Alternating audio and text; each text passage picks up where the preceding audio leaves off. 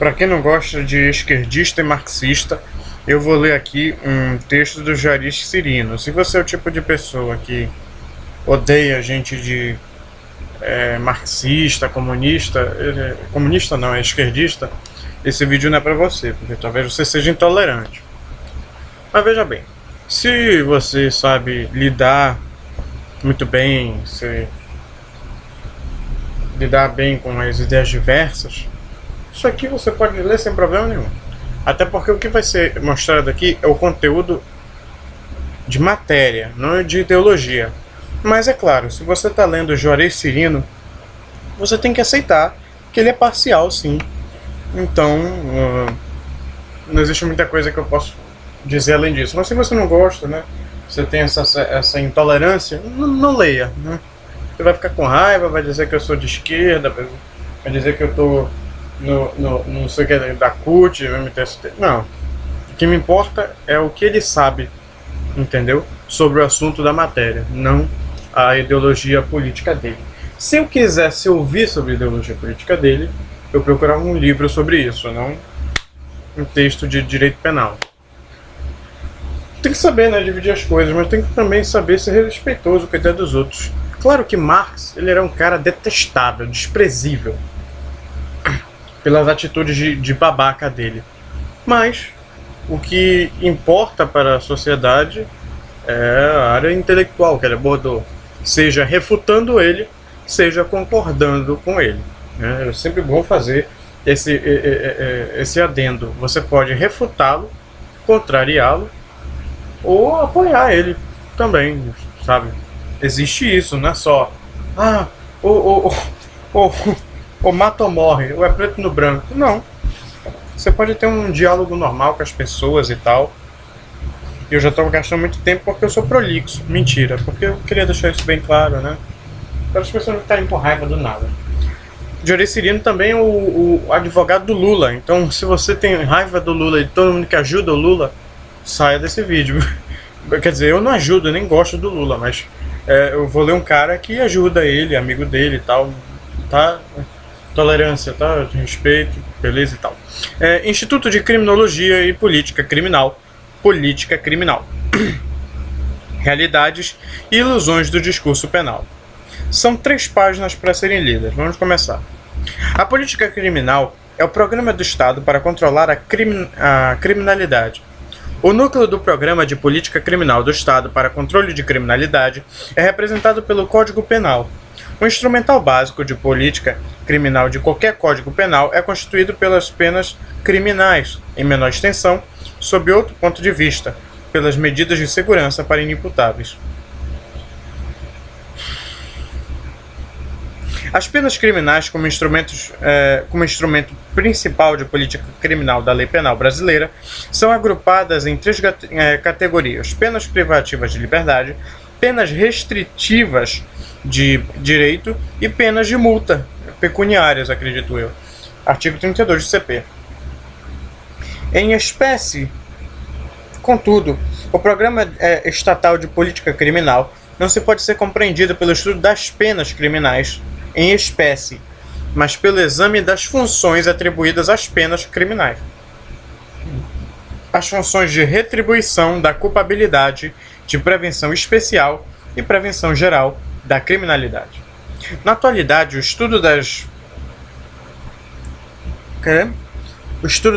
funções atribuídas às penas criminais mostra o grau de esquizofrenia dos programas de política criminal. Em geral, porque discurso penal e realidade da pena caminham em direções contrárias. O objetivo desse estudo é descrever a contradição entre discurso e realidade da política criminal contemporânea. A pena como retribuição de culpabilidade. A pena como retribuição de culpabilidade do autor consiste na compensação da culpabilidade, ou como também se diz, na expiação na culpabilidade do autor, mediante imposição de um mal equivalente no fato praticado, sem qualquer finalidade social útil, segundo a conhecida fórmula de Sêneca. Não vou ler essa porcaria em latim, não.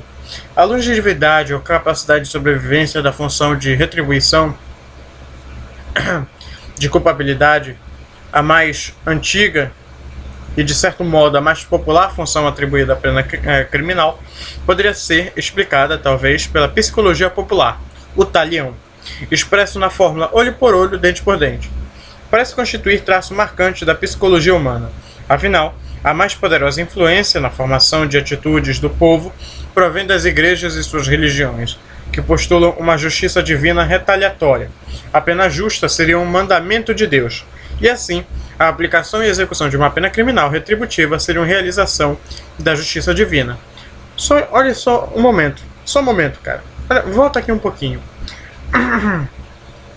Pela psicologia popular, o talião, a mais popular função atribuída à pena criminal, poderia ser explicada talvez pela constituir traço marcante da psicologia humana. Afinal, a mais poderosa influência na formação de atitudes do povo provém das igrejas e suas religiões, que postulam uma justiça divina retaliatória. A pena justa seria um mandamento de Deus, e assim, a aplicação e execução de uma pena criminal seria a realização da justiça divina. Espera só um momento. Por outro lado, o discurso retributivo se enraiza no pensamento dos maiores filósofos idealistas da história humana. Kant afirma na Metaphysics der Sitten que a retribuição é uma lei inviolável, ou seja, um imperativo categórico, e por isso, todo aquele que mata deve morrer. Essa teoria está presente na célebre hipótese da dissolução da sociedade. Se um povo abandonasse uma ilha abandonasse sua ilha para se dispersar, o último assassino encontrado na prisão deveria ser previamente executado, para que imperasse justiça. Igualmente Hegel, para quem o crime seria a negação do direito, a pena seria a negociação da negação, e, portanto, a reafirmação do direito exclui toda e qualquer função preventiva da pena, cujo emprego seria equivalente a erguer um bastão contra um cão, e assim tratar o homem como um cão, sem honra nem liberdade. É sempre bom você analisar os textos de maneira crítica. Depois que você lê, pense criticamente sobre o texto e veja o que você concorda e o que você discorda. Finalmente, esse discurso se baseia diretamente na lei penal, que consagra o princípio retributivo. O legislador determina ao juiz aplicar a pena conforme necessário e suficiente para a reprovação do crime, 59 CP.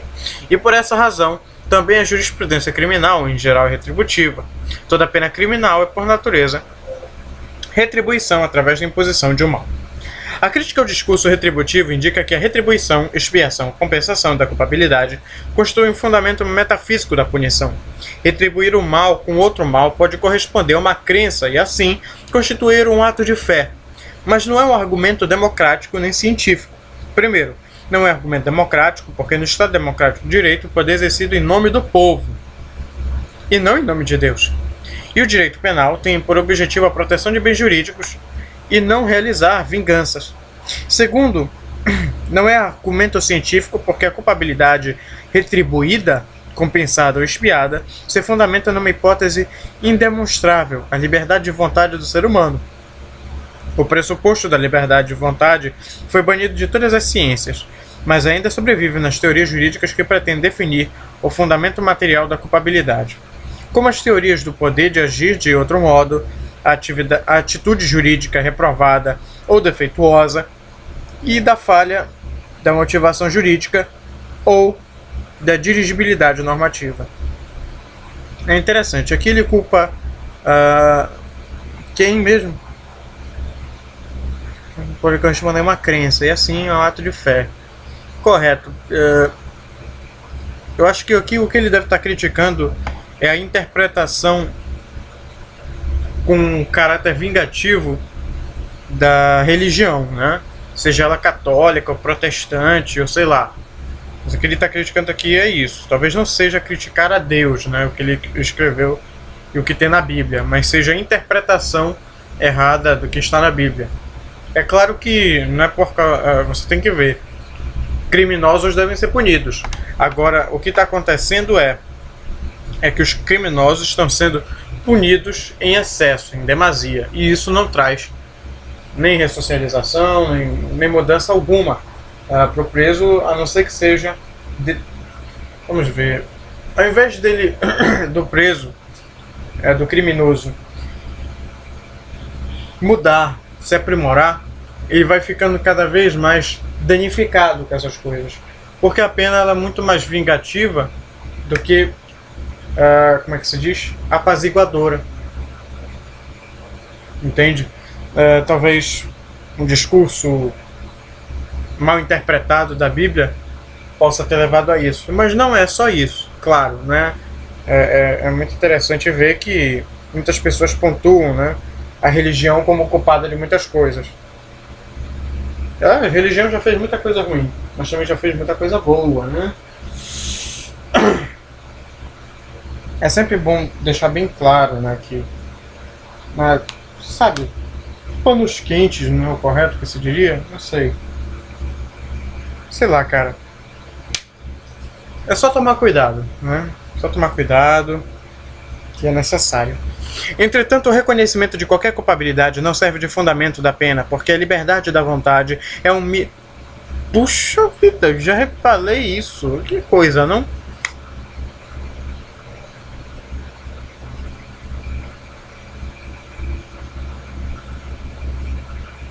Ah, não, peraí. Entretanto, o reconhecimento de que a culpabilidade não pode servir de fundamento da pena, porque a liberdade de vontade é um mito indemonstrável, originou a teoria da culpabilidade como limitação da pena, o que não constituiria simples troca terminológica, mas mudança de sinal com consequências político-criminais relevantes. A culpabilidade como fundamento da pena legítima o poder de punir e, portanto, assume o ponto de vista do Estado contra o indivíduo. A culpabilidade como limitação da pena garante liberdade individual, protegendo o indivíduo contra o poder do Estado, porque sem culpabilidade não pode existir pena, nem excesso de punição com finalidades exclusivamente preventivas. A pena como prevenção especial. Tá, só um momento. Falou um negócio aí de Deus. Deixa eu ver. Não me lembro, deixa pra lá. Não deixa, pelo amor de Deus. É retaliatório, sei lá, onde que tá isso?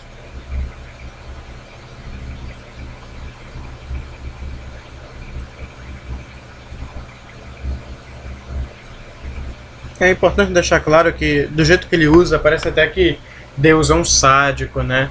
Que gosta de punir as pessoas. Não é assim, tá? As pessoas cometem pecados, cometem infrações penais, elas devem ser punidas, entende? O que está sendo dito aqui, e é bom deixar isso claro, é que ele não está dizendo, olha, coloca esse cara para apodrecer na cadeia. Não, ele não está dizendo para você ser violento. Ele está dizendo que se for cometido um crime, cumpra a sua pena, se for relevante para a sociedade, ou pague, sei lá, uma multa, não sei, não tem que ser coisas absurdas, e pronto, não tem nada de violento nisso. É muito bom tomar cuidado, porque hoje em dia, qualquer coisa, Deus é o inimigo da humanidade, né? Qualquer coisa, né?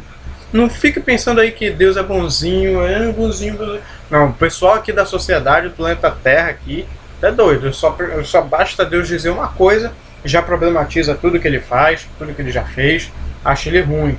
Calma lá, entendeu? Se odeia com muita facilidade, esse que é o problema. Ninguém para assim para pensar um pouco e depois falar. É falar e depois pensar, para depois se arrepender. Ou não, né? Tem gente que nem se arrepende mesmo. Então ninguém se arrepende. Ai, que coisa chata, né? Mas é bom, né? Sempre deixar bem claro que nada disso é culpa de Deus. O homem que atrai o mal para si, né? Sempre lembrando. O Estado espera que a função de prevenção especial, atribuída à pena criminal, realize o objetivo de evitar crimes futuros, mediante ação positiva de correção do autor através da execução da pena, que aprenderia a conduzir uma vida futura em responsabilidade social e sem fatos puníveis, e mediante a ação negativa de proteção da comunidade pela neutralização do autor através da prisão, que não poderia praticar novos fatos puníveis contra a coletividade social. Segundo outra forma antiga, Não, não vou falar. Eu já disse, eu não vou falar latim. É sério, sem brincadeira. O discurso da prevenção especial, como correção do criminoso, pressupõe a capacidade da psicologia, da sociologia, da assistência social, de transformar a personalidade do preso mediante trabalhos técnico-corretivos realizados no interior da prisão, segundo a previsão legal. A pena deve ser aplicada conforme necessário e suficiente para prevenir o crime. Artigo 59 CP. E deve ser executada para permitir harmônica integração social do condenado. LEP, artigo 1º. A crítica ao discurso de prevenção especial destaca o fracasso histórico do projeto técnico-corretivo da prisão, caracterizado pelo chamado isomorfismo reformista, de reconhecimento continuado do fracasso da prisão e de reproposição reiterada do mesmo projeto fracassado. Isomorfismo reformista já foi citado e explicado nos vídeos de Direito Penal 1. Não sei qual foi, não vou procurar. Se você não quiser saber, também pouco importa. Você pode procurar na internet, você vai achar, pronto, acabou-se.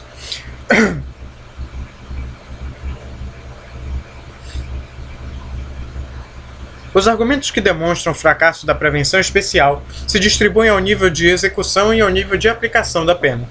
Ao nível de execução da pena, em geral, admitida como última ratio da política social, a introdução do condenado na prisão inicia um duplo processo de transformação pessoal. Um processo de desculturação progressiva, consistente no desaprendizado dos valores e normas próprios da convivência social. Um processo de aculturação simultâneo, consistente no aprendizado forçado dos valores e normas próprios da vida na prisão. Os valores e normas da violência e da corrupção, ou seja, a prisão só ensina a viver na prisão. Após o cumprimento da pena, esse processo de recíproca desestruturação e reestruturação da personalidade, atualmente conhecido como prisionalização do condenado, é agravado pelo retorno do egresso às mesmas condições sociais adversas que estavam na origem da criminalização anterior. Às vezes as pessoas, um bêbado vendo isso aqui, nossa, ele ia ficar loucaço, mas a gente que tá, né, de bem com a alma, de bem com a mente, né, não tá bêbado, tá sussa, tá lendo isso aqui e entendendo tudo. Isso mesmo. Bora lá. Ao nível da aplicação da pena, existe grave tensão entre a aparência do processo legal devido e a realidade do exercício seletivo do poder de punir. Letra A. O discurso jurídico destaca o processo legal devido, regido pela dogmática penal e processual penal como critério de racionalidade. Define o crime como realidade ontológica pré-constituída e apresenta o sistema de justiça criminal como instituição neutra que realiza uma atividade imparcial. Letra B. A criminologia crítica revela o processo legal devido como exercício seletivo do poder de punir, mostra o crime como qualidade atribuída a determinados fatos, a criminalização como um bem social negativo, distribuído desigualmente, e, finalmente, o sistema de justiça criminal como instituição ativa na transformação do cidadão em criminoso, segundo a lógica menos ou mais inconsciente das chamadas meta-regras, ou basic rules, definidas por Sack como o momento decisivo do processo de criminalização, mecanismos psíquicos e emocionais atuantes no cérebro do operador de direito, constituídos de preconceitos, estereótipos, traumas e outras idiosincrasias pessoais que explicariam por que a repressão penal se concentra nas drogas e na área patrimonial, por exemplo, e não nos crimes contra a economia, a ordem tributária e a ecologia. A pena como prevenção geral. Finalmente, o Estado acredita que a função de prevenção geral atribuída à pena realiza o objetivo de evitar crimes futuros, também de duas formas. Punitivamente, a prevenção geral possuía apenas forma negativa, pela qual a intimidação da pena criminal se desestimularia pessoas de praticarem crimes, segundo a célebre teoria da coação psicológica de Feuerbach.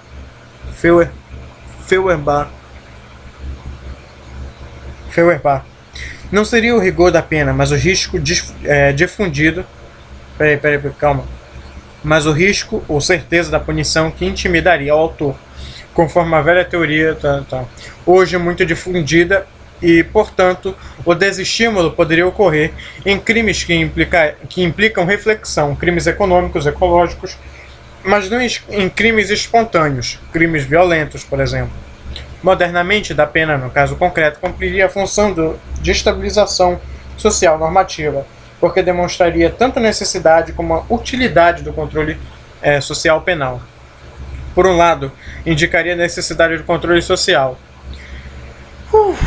penal para a proteção da sociedade, e por outro, mostraria a utilidade do controle social penal na medida que a punição do criminoso elevaria a fidelidade jurídica do povo, enquanto a não punição do criminoso, além do repúdio de sentimento jurídico da coletividade, reduziria a confiança da população na inquebrantabilidade do direito. A crítica à função negativa de intimidação destaca que a prevenção geral não possui critério limitador da pena, degenerando em puro terrorismo estatal, como ocorre com os crimes hediondos do Brasil. Por outro lado, assinala que a intimidação atribuída à função de prevenção geral negativa da pena criminal constitui a violação da dignidade humana. A punição imposta ao condenado teria por objetivo influenciar o comportamento da coletividade, de modo que o sofrimento de uma pessoa seria simples exemplo para intimidar outras pessoas.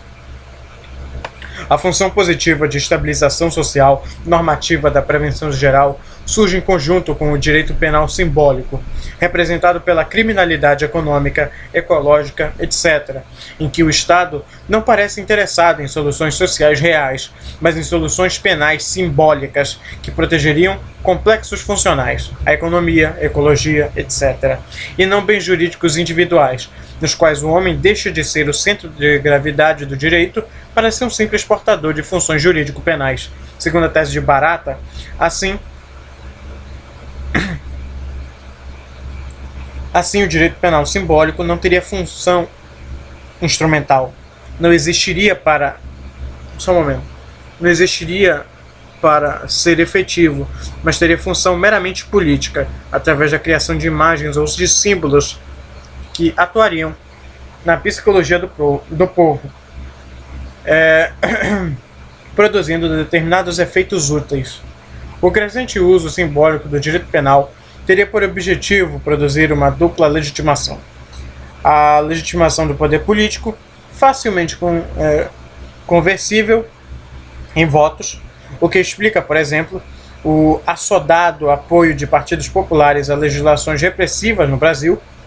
Legitimação do direito penal, cada vez mais um programa desigual e seletivo de controle social das periferias urbanas e da força de trabalho marginalizada do mercado, com as vantagens da redução ou mesmo da exclusão de garantias constitucionais, como liberdade, igualdade, presunção de inocência, cuja supressão ameaça converter o Estado Democrático de Direito em um Estado policial.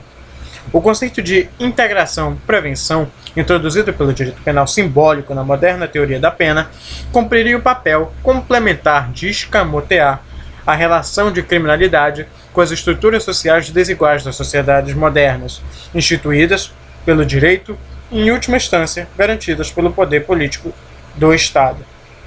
E aqui acaba mais um vídeo. São 3 páginas para ser lidas que deram 23 minutos, né? Chora!